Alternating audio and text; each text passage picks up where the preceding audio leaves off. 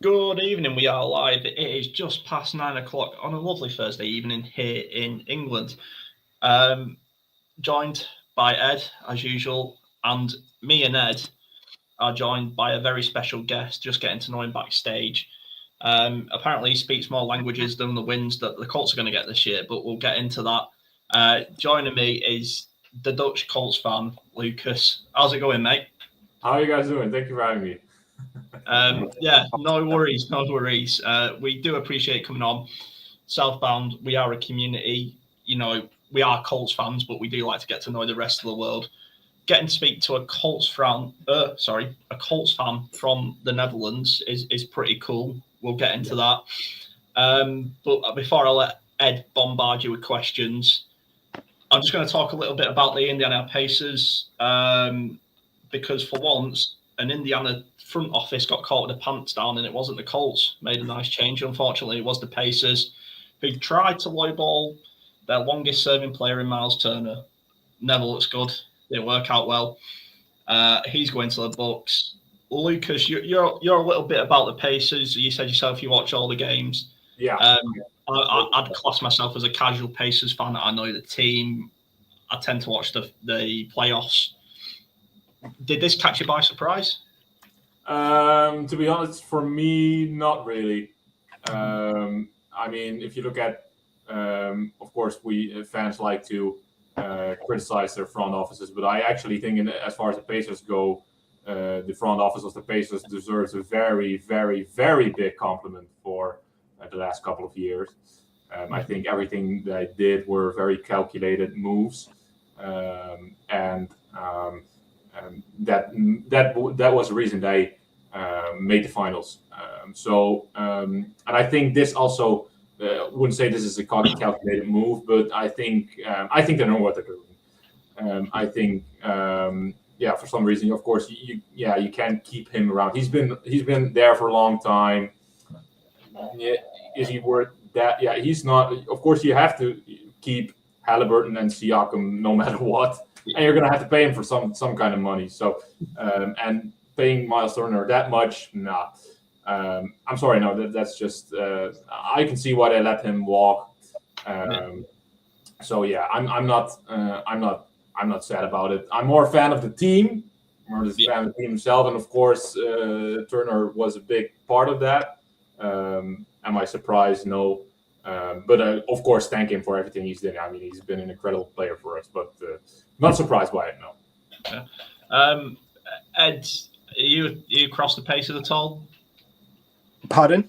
Are you across the Pacers at all? I know you watched the highlights. I watched the highlights. I saw the news break. I don't really follow it that closely. I kind of saw it caused a bit of drama online, and people were obviously sad to see a tenured player leave the team, which I suppose is always sad. But it's interesting to hear your point there, Lucas, about the financial side, because it is something obviously across American sports that you have to be conscious of, isn't it? You can't pay everybody. Obviously when we talk about European sports where there is no sort of wage cap, I know we've got PSR and that kind of stuff, but it's a different dynamic. So I understand that sometimes you have to make tough decisions. But yeah, I'm sorry for any Pacers fans who's sad that he's gone. But yeah, it's not. I was more sad that for Halliburton's injury. Really, I know we spoke about it previously. That sucked because I enjoyed watching the playoff run, and I enjoyed how much, obviously being a Colts fan and seeing how many people follow the pace as well, how excited they were, and how it finished was a bit sort of disappointing. So I suppose it's probably just another blow to fans to see a tenured player. Well, it is, when you see a player who's been with a team for a long time to leave, it's always a bit of a sad moment, isn't it? Because you miss them. So yeah, but yeah, apart from that, like I say, I'm not really close to it, to be honest with you. No. Before I move on, I think I heard a quote from the Locked On Pacers guys. I think it might have been Thatcher who said it. You can't pay a player for who he was. You got to pay him for who they're going to be. And I think that sums it up perfectly. So, Lucas, we are a Colts-centric podcast. We can't get away from it. We've tried our hardest to get away from this very mid-table Indianapolis Colts franchise for a couple of years now, but we just can't get away. like the washed-up veteran quarterback. We just seem to keep coming back to Indy. Do you just want to? But we do have people from the AFC community, NFL community, maybe people who are new, don't have an American football team yet. So do you want to introduce you, who you are, how you come about the Colts? Yeah, absolutely. I thought you were going to ask me compare it to a club here in Europe, but I'm glad you're not doing that. But, because that is impossible. I always say don't compare the sports. That's impossible. Don't do that. Yeah. But yeah, I was an exchange student in 2019, 2020 in Indiana. I did in high school, like a high school year, there like a high school exchange. And I was like a little bit of in the suburbs of Indianapolis, a little bit more to the countryside already, but still a lot of Colts flags and Colts people around. That was actually the year that Andrew Luck retired. The day I arrived for my exchange here was the day that Andrew Luck retired.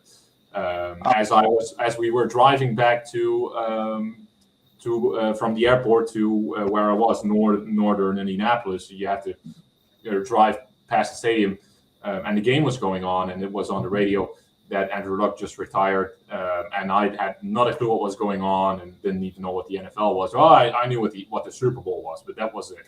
Yeah. And then my host family in the car, they just were, what's happening, and why is this guy retiring? And then put on the news immediately back home, and I was like, okay, well, who is this guy, and why is everybody here so upset about it? That sort of sparked my interest in the Colts, and kept following him ever since. I was wondering. Of course, I understood sports. So I was like, okay, so this is apparently an important player who's retiring right now. So I'm wondering how that team's going to do this year. And then I kept following him. I remember watching one game versus the Steelers, and then the kicker missed the winning field goal. I was trying to bash a friend who was a Steelers fan at the time. I made a friend in high school. I was trying to, say, the Colts are going to win anyway, and then he missed that field goal. So that was not fun. And kept following him, and then at the end of that year, that season, I went to a game because I was like, okay, well now I want to see it for real. So we went to a game in Lucas Oil Stadium, which was versus the Panthers, where Nyheim Hines had the 2 punt returns, and returned them for a touchdown. That was great. I knew that you had to get to the playoffs, and it wasn't really about something anymore because half the stadium was not as full as it should be, of course. So I knew what was going on and knew the sport was starting to get into it, and then the following year after with Phillip Rivers. Which was the best year I've seen so far. Yeah, believe it or not. That is a crazy sentence to say that the best year we've had is under Phillip Rivers in the past, 10 years? Maybe past 8 years. Our best year has been with Phillip Rivers. I never thought I'd say that as a Colts fan, but here we are. Just shout out quickly. Thank you for the people watching. Follow us on the socials at Southbound. You pretty much find us anywhere. Ed, you are Colts GB on X, but you're part of us, unlucky. And you can find Lucas. Lucas, is your tag at Dutch Colts fan? Is that on Twitter? I'm just on Twitter. Yeah. Or on X. Sorry, or whatever it is. So follow us. And now we're on Spotify. Finally, it's only taken me so many years to get it sorted, but we're there. And it really helps, guys. For the people watching, please review, submit, tell us why we're wrong. Fans like doing that, telling you why you're wrong. And I'll pass it over to Ed. So, Ed, have you got any questions for Lucas? Yeah, man, that's such a cool story how you got into the Colts and like being out there in America and being to Lucas Oil Stadium. And that's super cool. And obviously that's what sparked your love in the sport. And obviously being from Europe, we all have our different ways of sort of getting into American football because it's becoming more mainstream, absolutely, but it's not the we all know it's not the number one sport over here in Europe. So I suppose my question was, you had that year in America, which sounds fantastic. You sparked your love for the Colts. When you got home back to the Netherlands, what's the coverage like out there? Because here in the UK, it's getting bigger. You know, you can follow it through certain TV packages. And there is more. It's becoming more. You know, if I listen to the sports radio, they'll put snippets on during the day. Not a lot, but it's getting bigger and bigger. But what's the coverage like out in Holland? And how did you find that transition from going from America, where it's like everywhere, I suppose, then back to Europe, where it took a back seat? And how did you carry on, sort of following, I suppose? Yeah, that's a great question. It is definitely more difficult to follow here, but I, of course, follow everything on social media. I only have Facebook and X where you can keep in touch a lot. But here, pretty much nothing is really. Nobody really covers it except for ESPN Netherlands. They have the rights to like the Dutch league here, but they also have the rights to some NFL games. They broadcast NFL Red Zone every Sunday when it's on. They broadcast every primetime game. But what they mainly do is like with the American commentary, very, very rarely do Dutch commentary and cover it on their site. And actually, I freelance for them now. That's just a side job I have. I write for ESPN on the site, ESPN Netherlands, about like Dutch articles about the NFL, like explain what it is. And what some things are. So I mainly, as far as on the website goes, I think ESPN Netherlands is one of the few sites who does it in the Netherlands. Maybe one or two more, I think. Many others, maybe FlashScore, I think does it. Maybe and some magazine, but ESPN Netherlands definitely is the biggest outlet who writes about the NFL. And I write the articles myself now. Before I do that, but before I did that, they very rarely posted something about it, which they did great, by the way. But even before I did, so I think that a little bit. And of course, you get here the subscription for the Dutch league, and you get NFL with it. So that's not bad at all. Actually, you don't have to. But if you want to watch the Colts, if I want to watch the Colts, I have to buy the Game Pass because they don't always broadcast the Colts.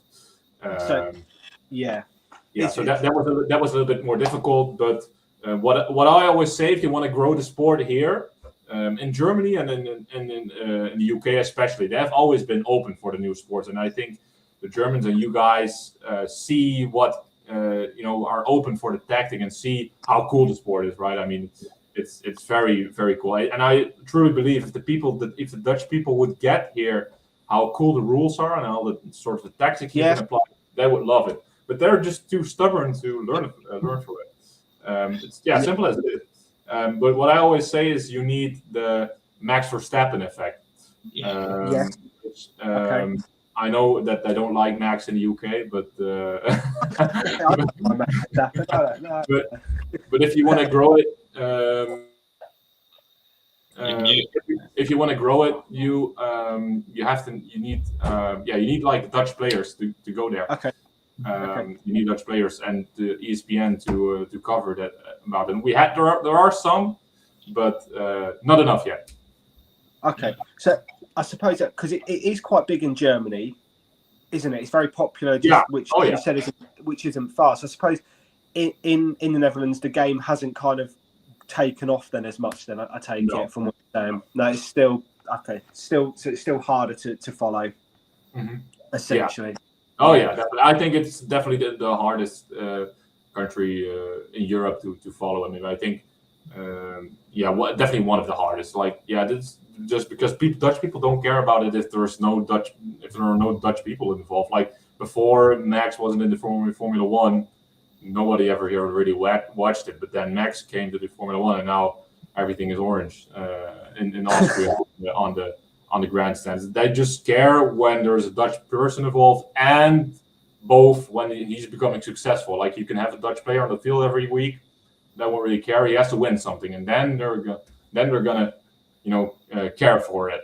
So that's I don't know. It's very stubborn here. It's just the way it goes here, unfortunately. No, I do understand that, and I think obviously we have been blessed here in the UK because we do have the games coming every year, which we almost sort of not take for granted, but it's the stage now in the UK where people are almost moaning about the standard of the teams coming across, and you sit there and you think, we're lucky to be getting games at all, and people are going, oh man, the Jets are coming again, and it's like, well, it's the Jets is better than nothing. Do you know what I mean? Like we get to go and watch live football, and I've spoken about this before. You talk about there having Dutch players to kind of look up.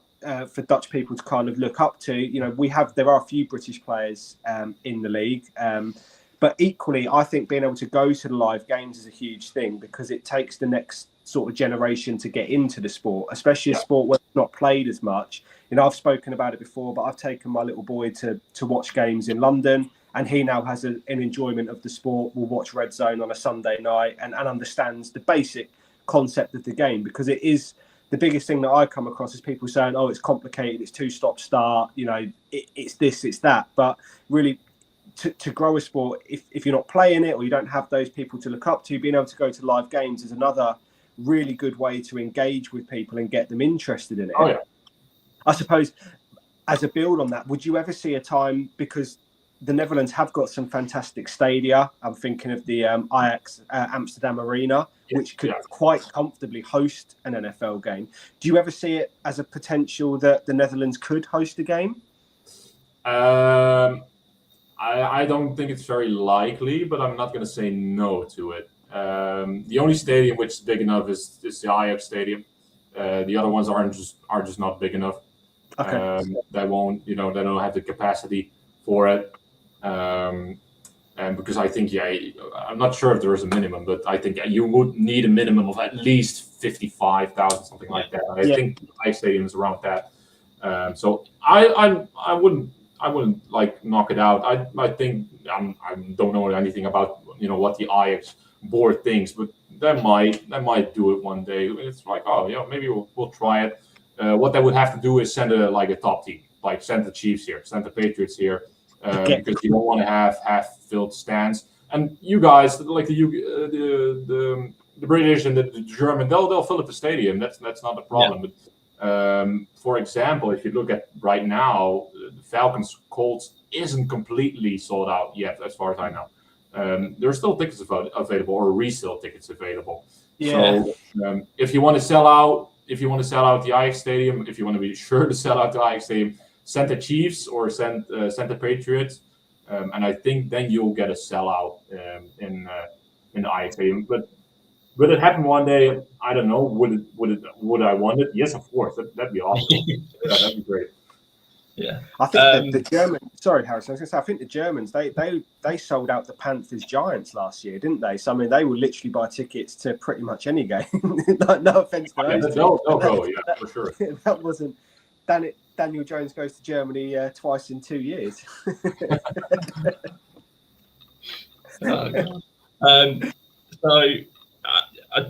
Two things I've just got to say before we move on. Lucas, mate, you can't just casually drop in that you write stuff for ESPN and then just not expect us to pick up on that. That's like amazing. Like, it's not a big deal. It's not a big deal. I did an internship there, so for my college. Yeah, I see it as a big deal, mate, and that's well done to you. And keep up the good work. And secondly, here's a fun fact: my boy is named after Max Verstappen. Oh, really? That's sweet. We are big Max Verstappen fans in this house. Very good. Yeah, so some of us do like. I think he is likable. I think he gets a bad rep, but British people are stubborn. They're always going to want the British person to win. But yeah, we do like Max. Well, I was more. I wasn't saying like, hey, the British hates Max. No. Hey, don't hate him. I think he's a cool guy. He's from my area actually. He grew up pretty close to me. I've never seen or met him or whatever. I don't know him, but he's close to me, and therefore I feel sort of a connection to him. Or that's how it goes with local sports heroes, right? Yeah. But so then let's get onto the Colts. Back onto them. So obviously you'll know, as we know, that Jim Irsay passed, and now we're in a new area of the Carly Irsay Golden.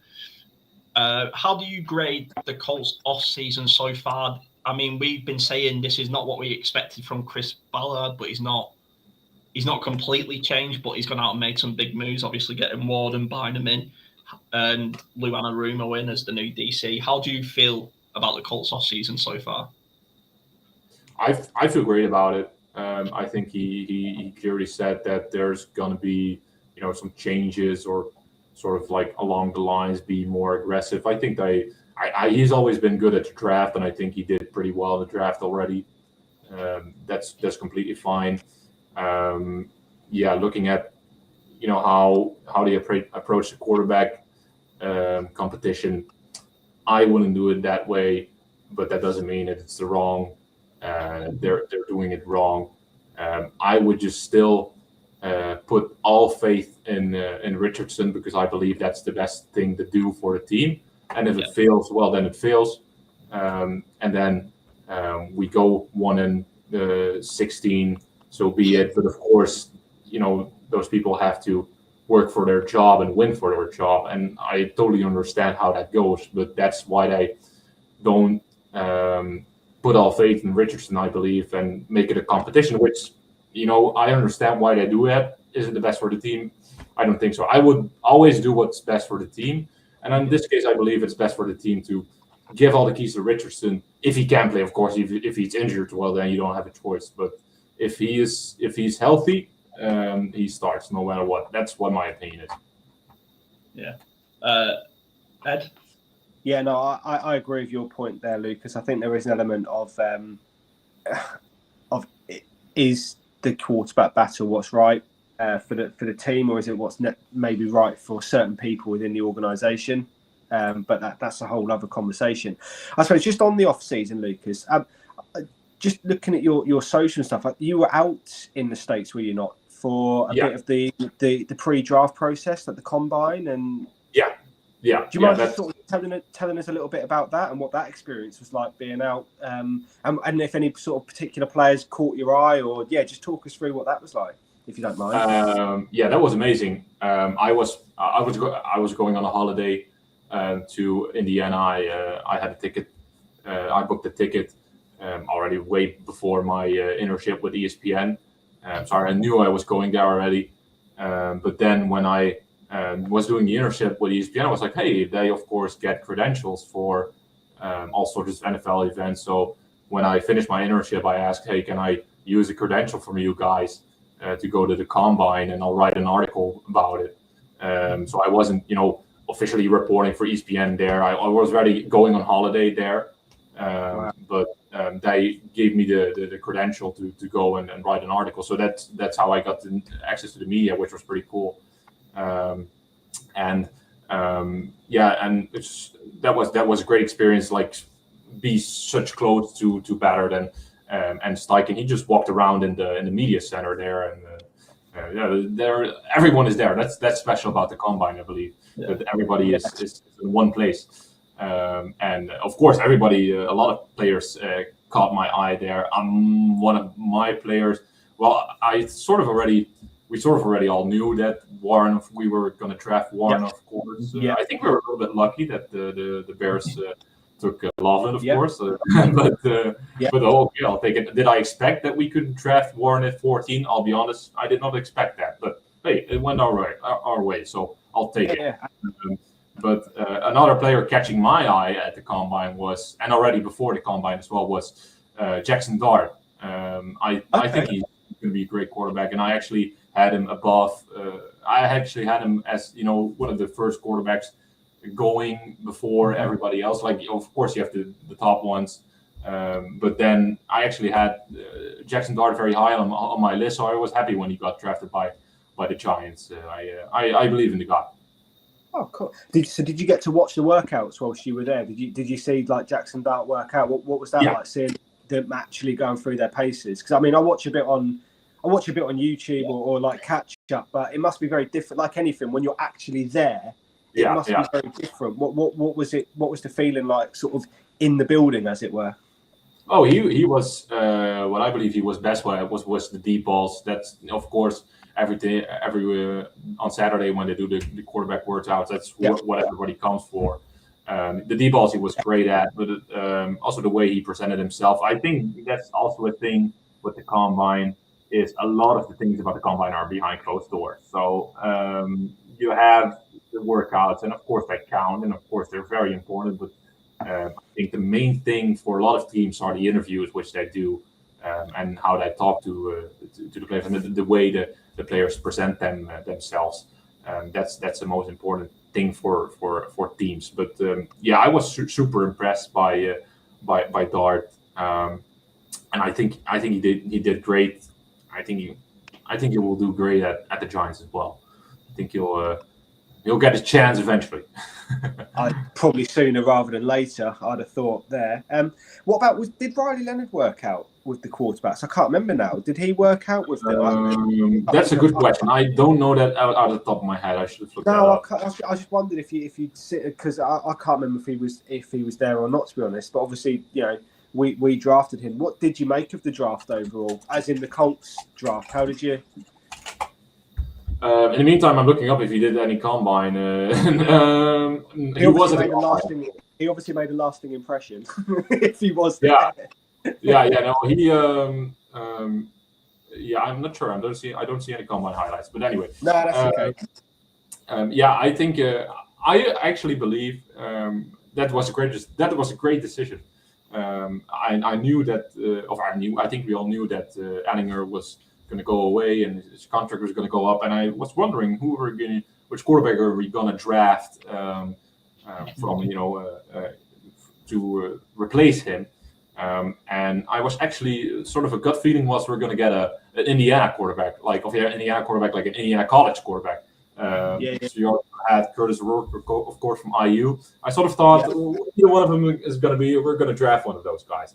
That feeling somehow came true. I never really said that anywhere, but I sort of had that feeling, and I think I don't know, something I don't really understand is, maybe that's something I should learn still, is he's done fantastic in college. Why is he such, why does he end up in such lower draft rounds? I think you would expect a quarterback with that college caliber to be drafted higher, but well, not so.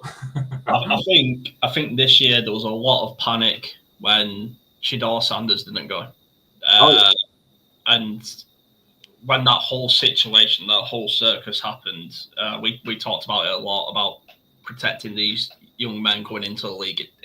It needs to be better. But I think when that happened, it was almost like that movie, what's it called, Draft Day, and I think there was just panic that somebody didn't take him, and I think that changed everybody's board that night. But it's tough, man. You could be, like you say, Riley Leonard. We love him because he's a Colt. We'll always love him until he's not. But you could be one of the best prospects who just played a great game in the. I don't know much about college and national championships. That's what it's called, isn't it? Yeah. And God, what round did we draft him? Was it round 5? There was 6th round. Sixth round. There are 98th overall. So you've just taken your team to the championship final, and you're going in the 8th round. 89. Sixth round.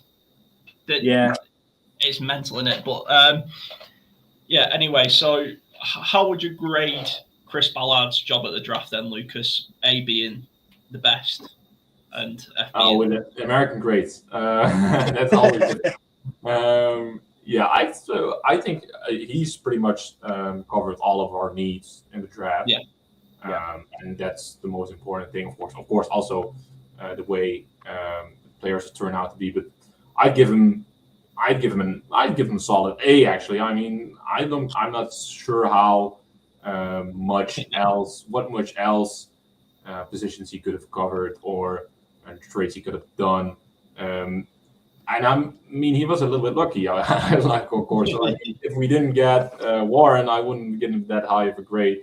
And that's something I am a little bit concerned about. What do the Bears see in Loveland, or what didn't they see in Warren, which made them pick Loveland instead of Warren? That's something I'm dreaming about. But what did they see which we are not seeing, or the other way around? Maybe we can laugh about it. But that's of course we'll see how that goes in the first season. I think that's an interesting point there about the Bears, because I think when you listen to the pre-draft process, there's so much information out there, isn't there, about players and what they can do, and there's an element of lottery, isn't there? You know, you just mentioned it, Harrison, there about players that can do amazing things in college. Can they take that next step into the NFL? I think the interesting thing with the Bears there, Lucas, just to your point, is not only have they taken Loveland, I think they took him 10th and ahead of Tyler Warren, but they've already got a good tight end in Cole Kmet. So, it's not like it was a glaring need on their roster. So they obviously really like this guy and see something in him that they feel they can work with. So interesting to say the least, I would say. Yeah, for sure. Yeah, it's we talked about the draft a lot, obviously building up to it, and for me, I wasn't taking, if Warren wasn't available, I wasn't taking Loveland at 14. It's a I would have had to trade back for a decent package to take Loveland.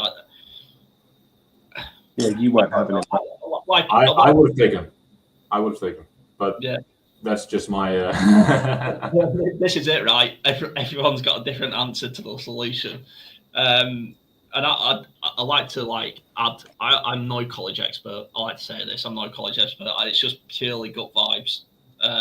So these scouts who get paid thousands, they definitely know more than me. But they don't always get it right either, Harrison. Do you know what I mean? Like, they don't always get it right. Yeah, it's it definitely. I think it shocked a few people, and then especially when was it Miami before us? They took Tyler. No, they took I think you're the Dallas Cowboys took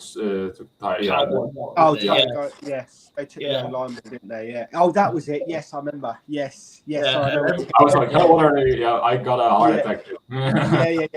Yeah. Sorry, I remember. Yeah, sorry. Flashback there to that moment. Yeah, just remembered. Moving on from the draft, then. Obviously, it might have cropped up and it might be apparent, but you are a Colts fan who lives in the Netherlands. Yeah. We talked a little bit before about how that came across. You went over to America and did an exchange in Indy. But life as a Dutch fan, we know it, the early get-ups, late stay-ups, even a bit more painful. Are you an hour ahead of us, I think? Yeah. So it's right now, it's like 10:30 here. Yeah, so even a bit more painful for you. Yep. But how's life as a Colts fan in the Netherlands? Is it fun? Is it painful? Is it both? Is there a community out there? Well, what we do now is, by the way, that hour can make a huge difference. By the way. Because it's with the Pacers that way, but it's with the NFL that way. If games would kick off at 1:20 instead of 2:20, that especially if like a long day of work or school, that can be a huge difference. So that's difficult sometimes. But as far as I know, not many Dutch fans in the Netherlands here from the Colts, especially native Dutch. I think I might I might have read about some woman somewhere in the north of the Netherlands being a native Dutch fan, but I haven't gotten in touch with her yet. Unfortunately, she's welcome to do, but But as far as I know, not many Dutch people who are fan. I do know some people who are not Dutch but live in the Netherlands or moved to the Netherlands and are Colts fans. A very good friend of mine, Philippe. He's from Brazil. He lives in Almere. Great guy. And I actually watched the game with him last year in Almere. That was fun. I like watching a Colts game together with another Colts fan in the Netherlands. That was very surreal. But right now, what we pretty much did is after Frankfurt in 2023, I went to Frankfurt for the game, and we had the bar there. And I expected some fans, but it was so busy. I honestly didn't expect it to be that busy with that many German people and that many European fans. And they all came, and we sort of all got to know each other. And then we decided to start the European fan club, which we call the European, or Blue Through Europe, I should say. We all sort of got to know each other. Then Before Frankfurt, I already had a small group chat with all sorts of European fans from Austria and Germany. Some like a very small group, like 10 people or something. I met them on Twitter or online and started that group. And then after Frankfurt, it just grew into this huge WhatsApp community with over 100 members, together with all of the other people who we all sort of got the same idea at the same time. Hey, let's start a European fan club. And that was a great success. And we still have that WhatsApp community right now. So that's pretty awesome. So I'm pretty lonely in the Netherlands, but I don't feel very lonely. So, a lot of European fans here. Yeah. Digital world. So, Ed, have you got anything on that? Yeah, I think just building on that, because obviously Lucas invited me to that to that group. I do get the messages and everything. I just talk a little bit about the meetup. You put a message out recently, didn't you? So I think there's like a meetup. Obviously, there's the Berlin game going ahead. That's a separate issue. But I think you guys are also doing a meetup, aren't you, for sort of European culture? Yeah, that's I call it the European Colts Cookout. There's this guy in Indiana. His name is Rick. Rick Stevens, very good friend of me. Super nice guy, and he calls himself the Colts caveman. And what he does is he has this huge cave in his basement with all sorts of Colts stuff. And every year he hosts like this barbecue cookout with all sorts of fans who join him. I was like, oh well, let's do that with some European fans here.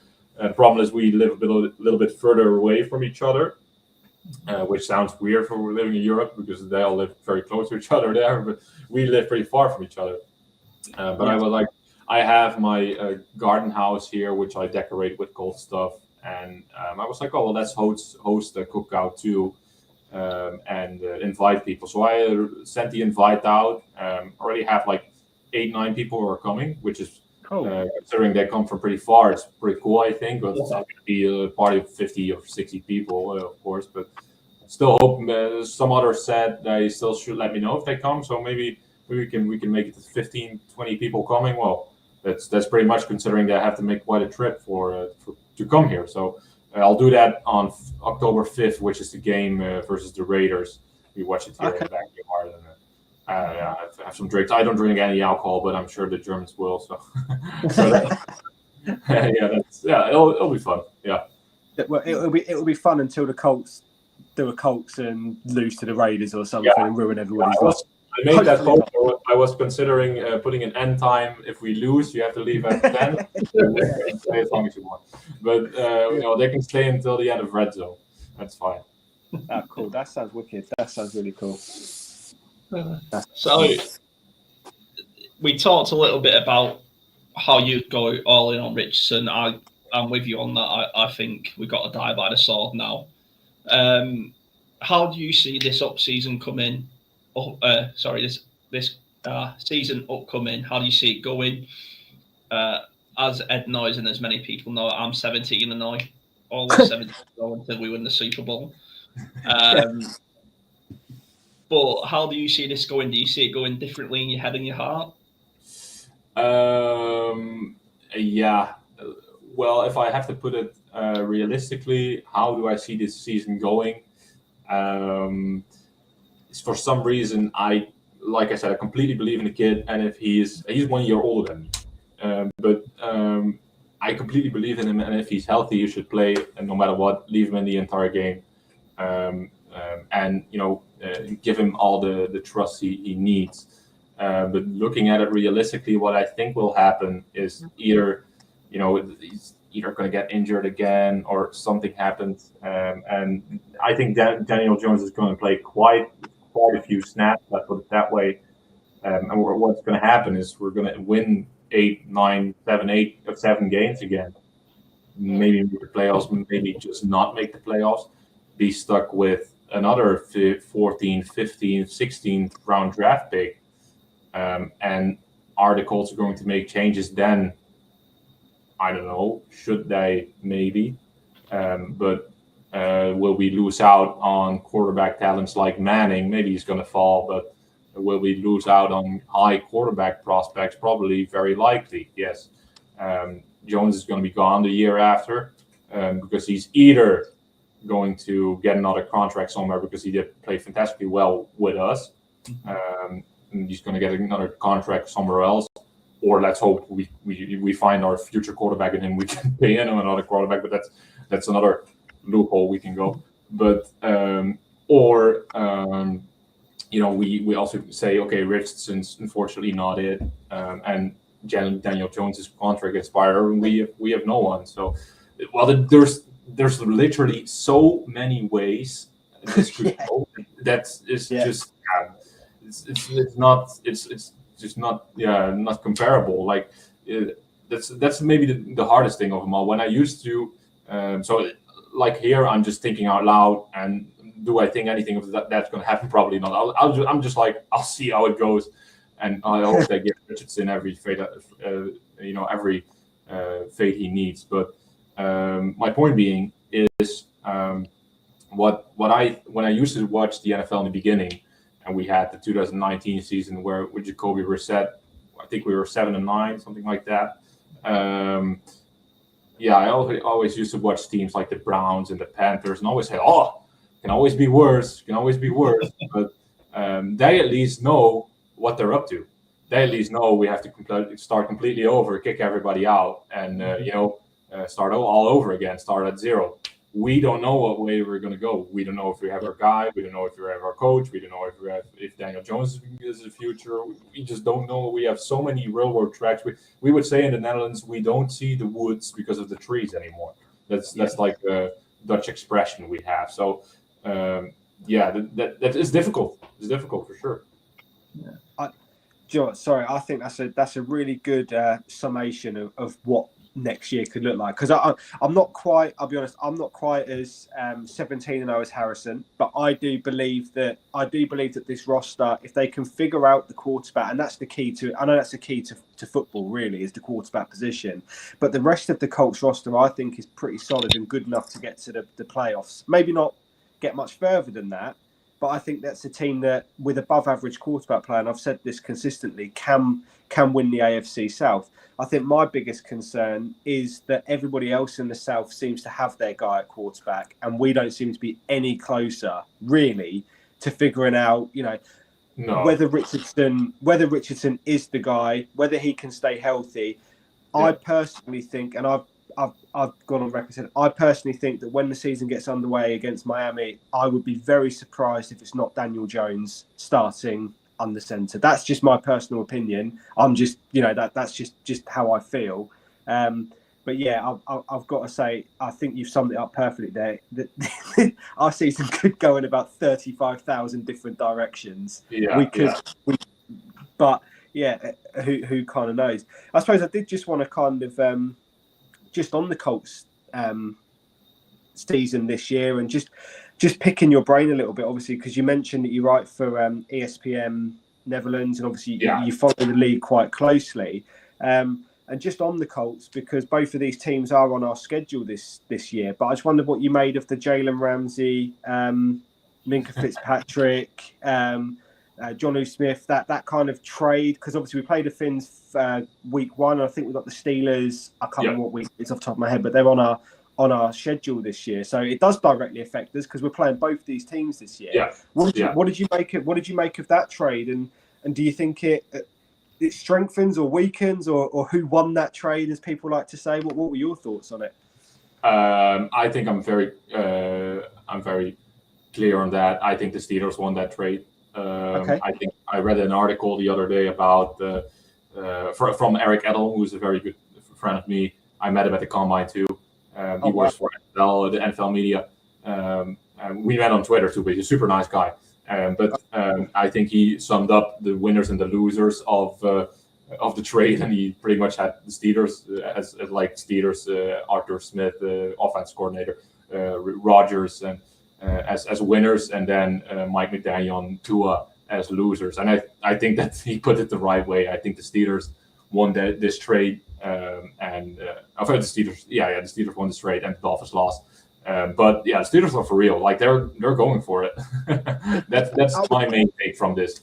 that was going to be my kind of follow up. Do you think? Because I've seen that written a few places that this is the Steelers. Because there's a lot of talk about Tomlin just winning record, lose the first playoff game. Like that's kind of what they do. And you said there about the Colts picking 14, 15, 16. Well, the Steelers always seem to be picking sort of 17, 18 or 19. So do you see that as the Steelers going all in and attempting to go for it this year? No, yeah, they're definitely going for the. You have to, like, it's not a secret. I think if you make this kind of a trade, get Rodgers, who's clearly spoken his ambition out before to end it in a positive note. They're going for it, and I think they have all right to.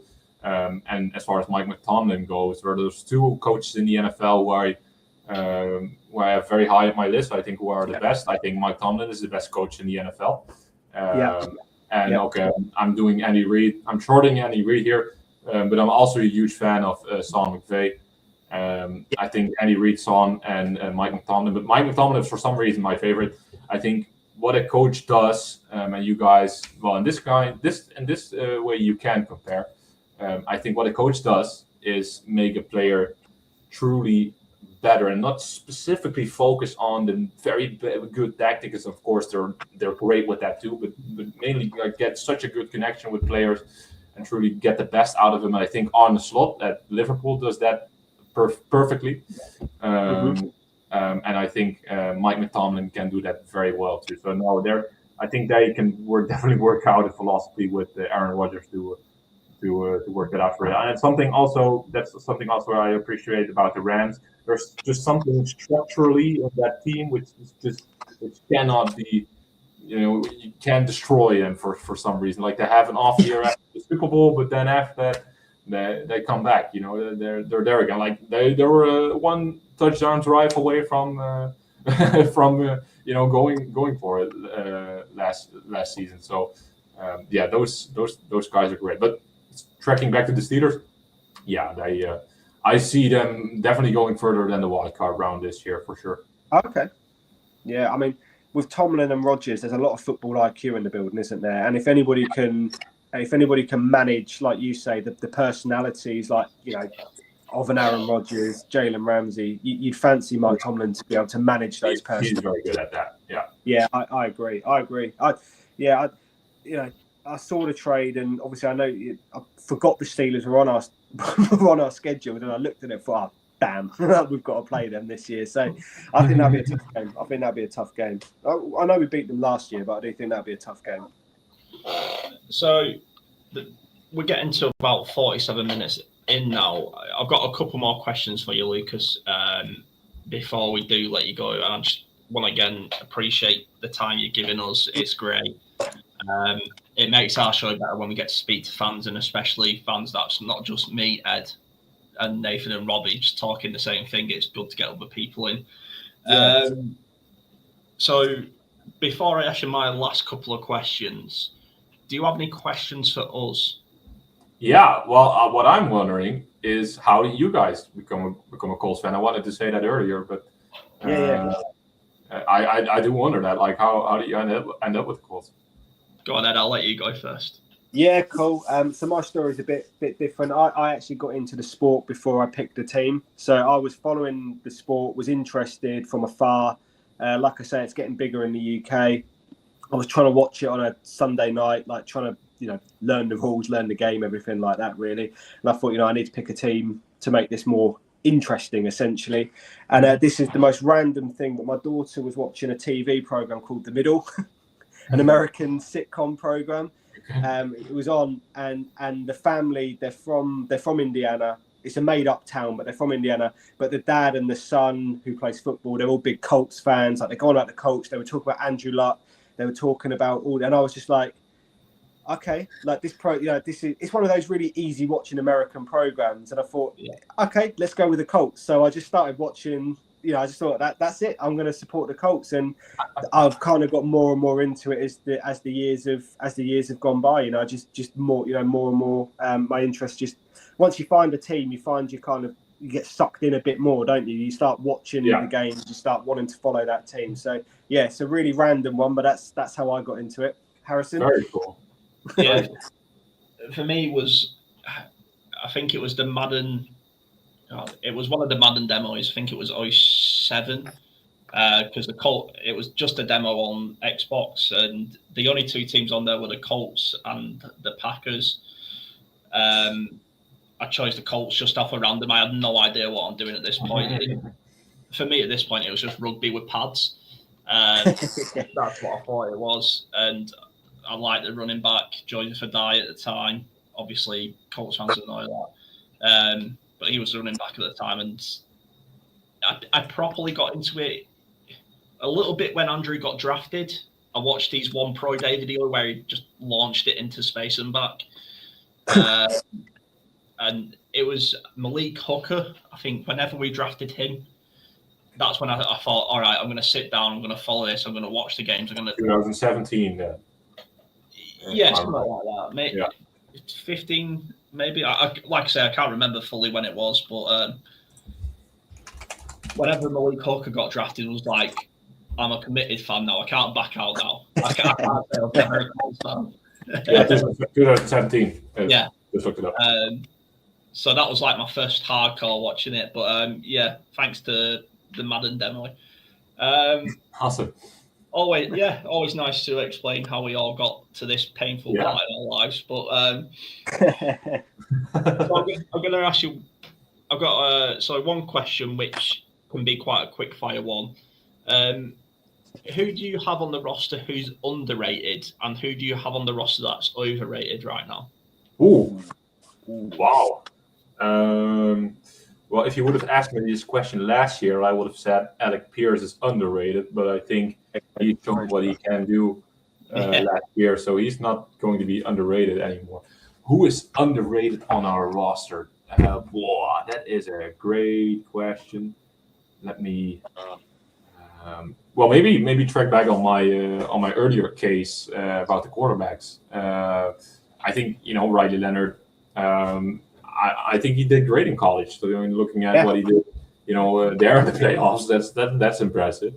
I think he might be better than some people might think. So, but of course, college level doesn't nearly compare to the NFL level. So there are still lots of things to change. But let's put it this way: I'm very excited to see him in action and preseason, very close, very soon already. So I think he can do great. In a very unlikely scenario, if he gets snaps, I think he won't do terrible. I always didn't think bad of Sam Ehlinger either, by the way. I think it was always fun to watch. And that's also something important, I think, because, we're so invested in this team. Yeah, we really want to see him win, but at least we want to, also have a little bit of fun watching him. And I'll be honest, I didn't have as much fun last year as I did in 2023. That's a good.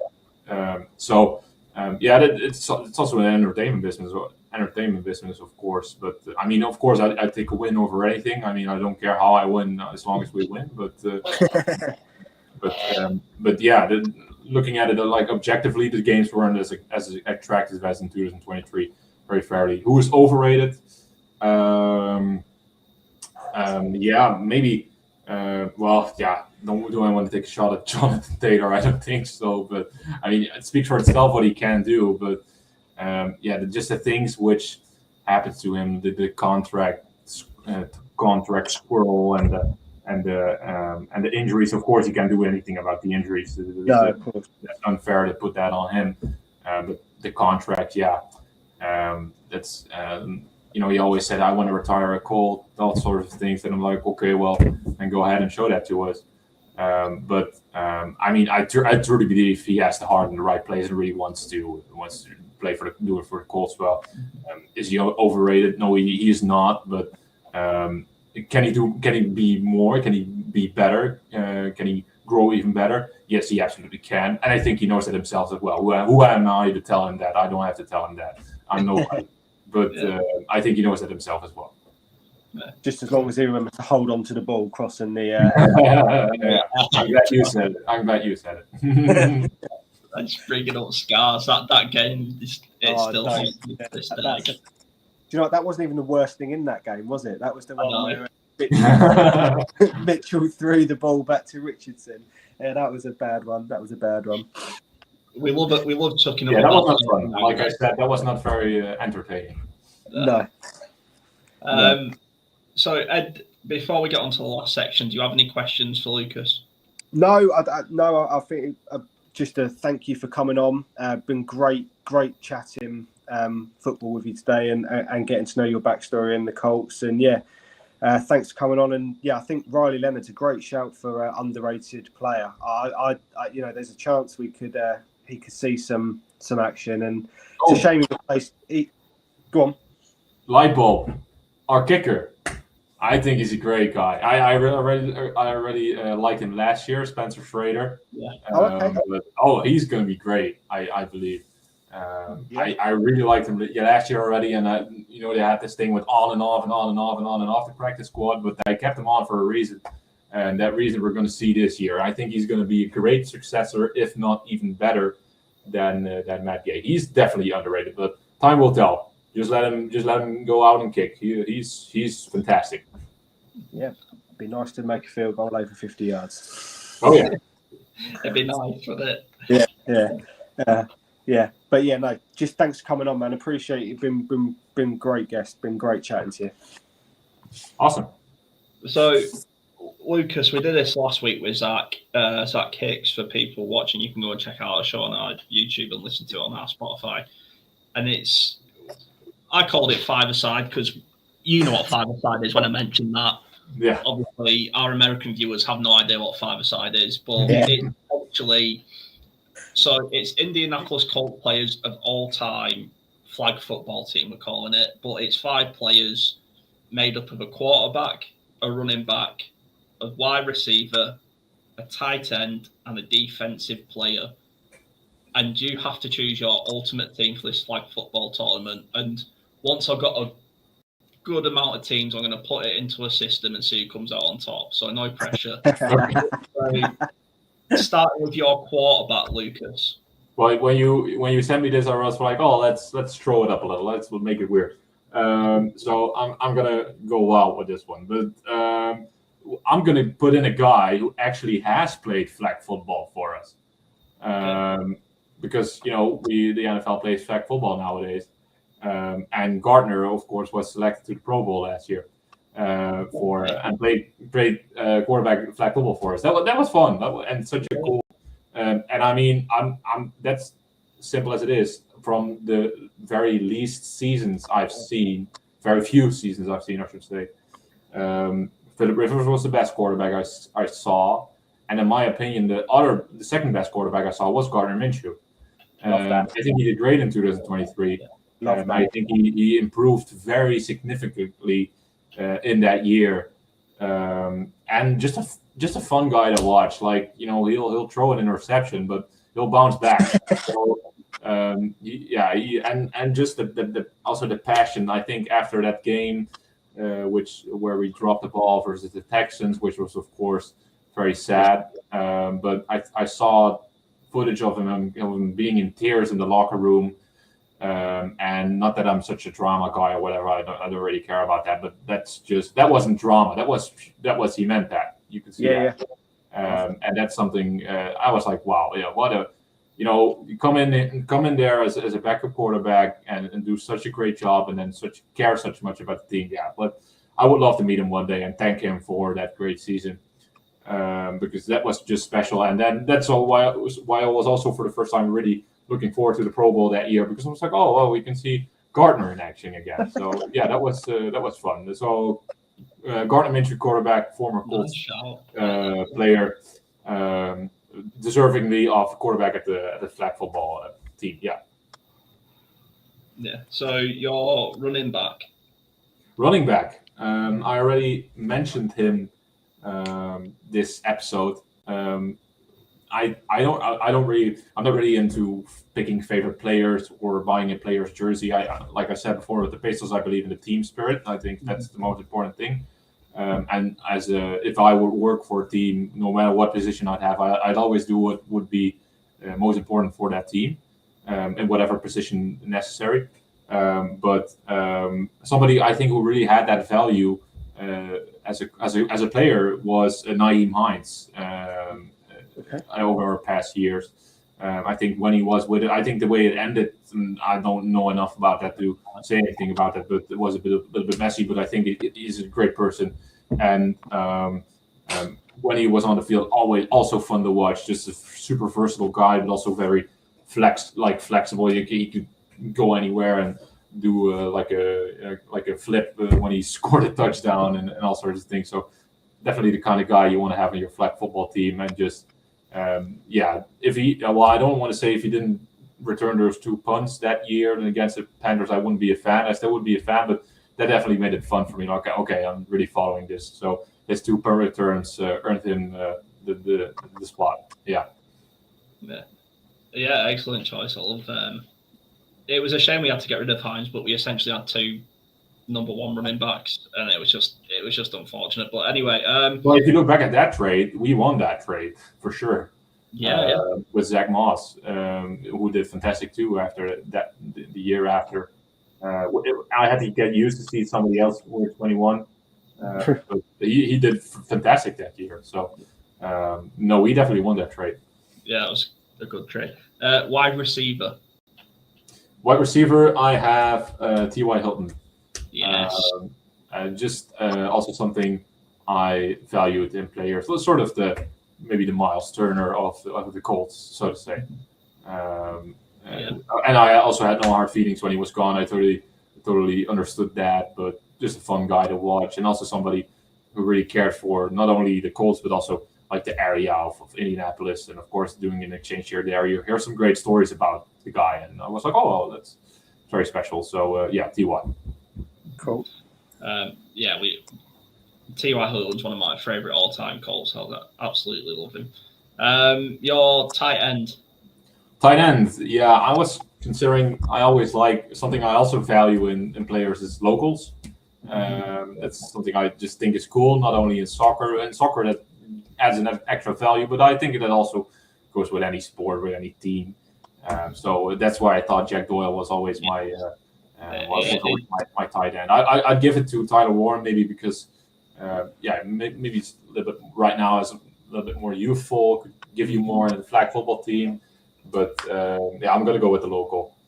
Jack Doyle is just a cool guy, and like I said, Spencer Schrader, local guy too. Mm-hmm. I think that's what he will add. Like, don't underestimate that. That they really want to fight for it.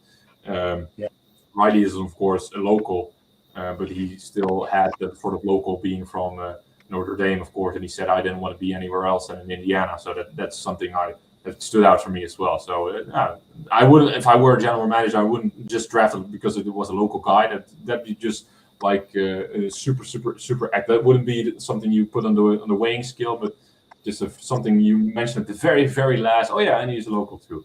Yeah. Well, there you go.